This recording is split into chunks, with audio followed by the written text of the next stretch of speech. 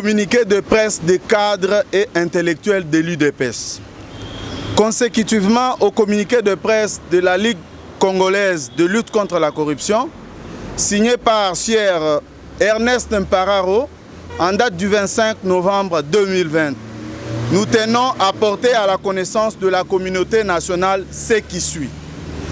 Dans son communiqué susvisé, la LICOCO accuse avec une légèreté déconcertante le vice-premier ministre, ministre de l'Intérieur, Sécurité et Affaires coutumières,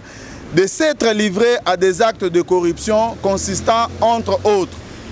à la protection de ses amis indiens qui violent les lois de la République en jetant le discrédit au service de l'État et considérant les centres de la DGM comme des cachots clandestins. À la protection des Indiens qui auraient fait torturer un de leurs dans le cachot de l'ANR à Lubumbashi et à Goma et recommande à l'Assemblée nationale de convoquer le vice-premier ministre, ministre de l'Intérieur et Affaires coutumières, Sécurité et au chef de l'État d'exiger de ces derniers la démission. De ces accusations fantaisistes, complaisantes, légères, qui frisent le clientélisme financier et triboclaniste de Sieur Ernest Mpararo, notons ce qui suit. Concernant l'existence d'un cachot clandestin à la DGM, la mesure du vice-premier ministre a été effectivement prise après visite personnelle de ces derniers à la DGM où il a constaté que les mesures du chef de l'État tendant à donner un visage humain au service de sécurité n'étaient pas respectées tant au plan de compétences qu'en termes de conditions de détention des expatriés, quel que soit leur statut. 1. Au plan de compétences, l'ordonnance loi 83-033 du 12 septembre 1983 relativement à la police des étrangers évoquée par la DGM comme fondement de son intervention dans toute cette procédure précise en son article 15 que cette détention est du pouvoir de l'ANR et non de la DGM, qui s'est livrée en violation de celle-ci à la privation des libertés des expatriés. Quant aux conditions de détention, la décision du vice-premier ministre a tenu compte du non-respect des prescrits constitutionnels qui consacrent le droit inaliénable pour toute personne arrêtée, qui consiste en ce qu'elle soit immédiatement informée des causes de son arrestation, mais aussi de droit d'accès au juge parce que nul ne peut être ni soustrait ni distrait de son juge naturel. En l'espèce, il est regrettable que la LICOCO soit autant aveuglée par des avantages qu'elle recherche jusqu'à ne pas noter dans son communiqué que le parquet, près la cour d'appel de la Gombe, avait en vain exigé de la DGM le transfert de dossiers sous le numéro 77169 RAEP 0073-PG 023-A-EMT-2020 du 16 novembre 2020, reçu par la Direction générale des migrations le même jour à 15h22, soit 3 jours avant l'expulsion des Indiens. Concernant les décisions de l'expulsion, l'état de droit prôné par le chef de l'État et que la LICOCO n'ose pas évoquer dans son communiqué, c'est aussi que les lois de la République soient strictement respectées et que les formes et procédures qu'elle prescrit ne souffrent des exceptions, que les formes et procédures prescrivent ne souffrent d'exceptions unilatéralement forgées. C'est ce à quoi le vice-premier ministre Gilbert Kankonde Malamba, qui n'est ni un corrompu, ni un racketeur, s'est attelé depuis son arrivée à la tête du ministère de l'Intérieur. Les décisions numéro 06-DGM-ETE-040-020 et 06-DGM-ETE-041 du 18 novembre 2020 du directeur général de la police des étrangers de la Direction générale de migration portant invitation à quitter les pays respectivement à messieurs Aminahay Vrani, Mirat et Barnaï Mossine Siraj ont été tous sauf le moindre souci d'accompagner le chef de l'État et soigner l'image de la République, mais plutôt une volonté bien claire d'exposer la République à des procès internationaux comme nous les avons connus dans le jour passé, avec l'affaire Amadou Sadio Diallo, qui a coûté plusieurs millions de dollars à la République devant la Cour internationale de justice. Au terme de 3 jours de leur incarcération, Sier Virani Miraf Aminaïhe et Barnaï Moussine Siraj furent acheminés à l'aéroport international d'Ndjili et expulsés de la République démocratique du Congo pour motif supposé d'avoir posé des actes contraires à la sécurité et à l'ordre public. Faits graves qui ne sont jusqu'à ce jour énumérés, et ce sans leur donner aucune possibilité de se défendre à toute violation de la législation en la matière. Et c'est malgré la réquisition du parquet général près la cour d'appel de la Gombe exigeant le transfert de leur dossier sous le numéro 7169-RAP.0073-PG 023-AM-ET-2020 du 16 novembre 2020, reçu par la Direction générale des migrations le même jour à 15h22, soit 3 jours avant leur expulsion. Au terme de l'ordonnance 83033 du 12 septembre 1983, relative à la police des étrangers évoquée par les actes d'expulsion, l'auteur de la décision d'expulsion, ici la DGM, n'a aucune qualité de prendre pareille mesure qui, selon l'article 15 de celle-ci, relève de la seule compétence du président de la République. Pour l'intérêt de la communauté, l'on peut ainsi y lire l'article 15. Le président du mouvement populaire de la Révolution, président de la République, peut, par ordonnance motivée, expulser du Zaïre tout étranger qui, par sa présence ou par sa conduite, compromet ou menace de compromettre la tranquillité ou l'ordre public. Toujours selon cette ordonnance-loi, l'ordonnance d'expulsion qui relève de la seule autorité du président de la République, chef de l'État, est soumise à de nombreux préalables dont l'avis de la commission de migration instituée à cet effet, avis auquel ne fait nullement allusion les décisions d'expulsion de la DGM. Ces actes, non seulement qu'ils ont usurpé le pouvoir de l'autorité suprême de l'État, mais aussi qu'ils ont privé de leurs droits fondamentaux protégés par la Constitution un bon nombre d'expatriés. Il s'agit entre autres droit d'accès aux juges consacré principalement par l'article 19 de la Constitution de la République démocratique du Congo et plusieurs fois rappelé par la jurisprudence de la Cour européenne de droits de l'homme comme faisant partie des libertés intransgressibles et le pacte de droits civils et politiques ratifié par la République démocratique du Congo. L'attitude de la Direction générale des migrations a été encore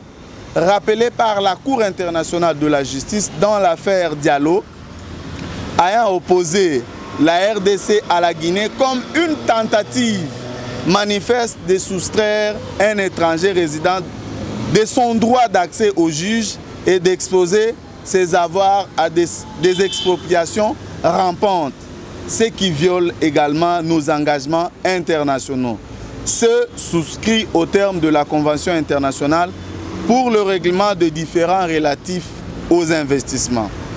1. Droit à un procès équitable, article 19 de la Constitution. 2. Droit à la liberté d'entreprise. 3. Droit à la protection et à la jouissance de la propriété privée, articles 32 et 34 de la Constitution. 4. Droit reconnu aux étrangers vivant et investissant en République démocratique du Congo, notamment par l'ordonnance loi suisse évoquée, article 11. De tout ce qui précède, le vice-premier ministre, ministre de l'Intérieur, qui a pris une décision conforme à la légalité en vigueur, est intéressé de connaître de M. Ernest Mpararo et de la Ligue congolaise de la lutte contre la corruption, à quel niveau se situe sa part de protection des Indiens qui seraient ses amis et qui auraient violé les lois de la République démocratique du Congo. Et corrompu plutôt à la Ligue qui soutient la démarche qui a soustrait ces Indiens de la justice en les éloignant sans jugement, ou le vice-premier ministre, ministre de l'Intérieur, sécurité affaires coutumières, qui a souhaité que les personnes soupçonnées d'actes graves contre la République soient déférées devant le juge pour que la lumière soit faite. Que veut cacher réellement la Likoko dans sa démarche de vouloir à tout prix empêcher toute possibilité pour ces sujets indiens de se présenter devant le juge, d'y défendre leurs droits et éventuellement d'y être condamnés pour que la nation connaisse réellement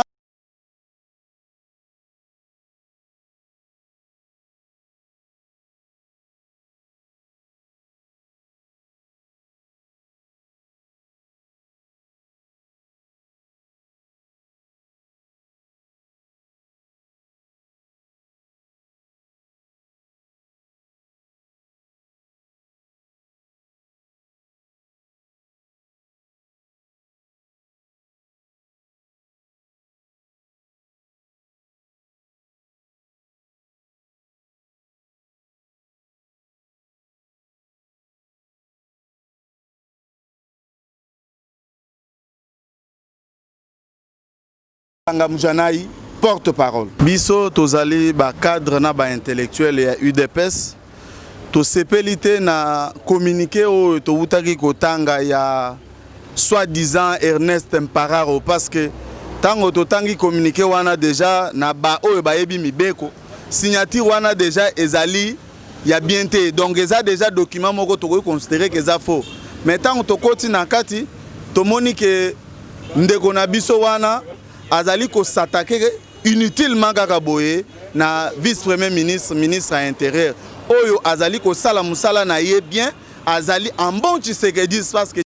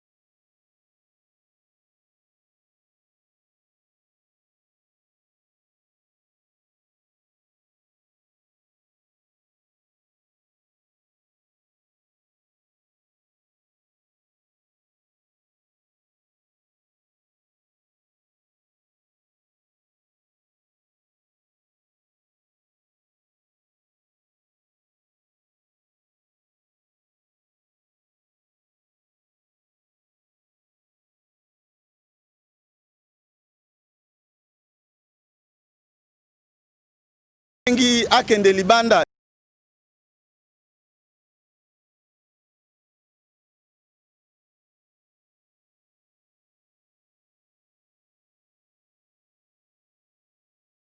eza pe ministre ya justice to ba instance judiciaire